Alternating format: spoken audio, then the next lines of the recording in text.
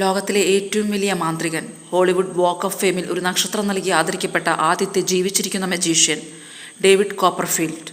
അദ്ദേഹം തൻ്റെ കലയുടെ ഭാവി എന്നേക്കുമായി മാറ്റിമറിച്ച് അതിരുകളിൽ നിന്ന് കാണിച്ചു തന്നു. 1956 സെപ്റ്റംബർ 16 ന്യൂജേഴ്സിയിലാണ് ഡേവിഡ് കോട്ട്കിൻ എന്ന ഡേവിഡ് കോപ്പർഫീൽഡ് ജനിച്ചത്.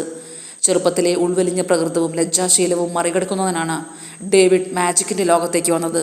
12 വയസ്സായപ്പോൾ തന്നെ സമർത്ഥനായ ഒരു മാന്ത്രികനായി തീർന്നിരുന്നു. ജെറ്റ് വിമാനത്തെ അപ്രത്യക്ഷമാക്കൽ, സ്റ്റാറ്റ്യൂ ഓഫ് ലിബർട്ടി അപ്രത്യക്ഷമാക്കൽ, ചൈന വൻമതിലിലൂടെയുള്ള നടത്തം എന്നിങ്ങനെ പ്രേക്ഷകരെ മുൾമുനയിൽ നിർത്തിയ അത്ഭുതങ്ങൾ അനവധി.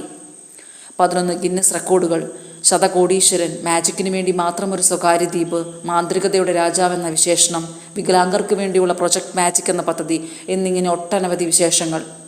2024 സെപ്റ്റംബർ മുതൽ ലാസ് വേഗാസിൽ MGM ഗ്രാൻഡ് ഡേവിഡ് കോപ്പർഫീൽഡ് തിയേറ്ററിൽ കോപ്പർഫീൽഡ് ദിവസവും പ്രകടനം നടത്തുന്നു. മാജിക് ഭാവനയോളം വിശാലമാണെന്ന് ലോകത്തിന് മനസ്സിലാക്കി കൊടുത്ത ഒരേയൊരു ഡേവിഡ് കോപ്പർഫീൽഡ്.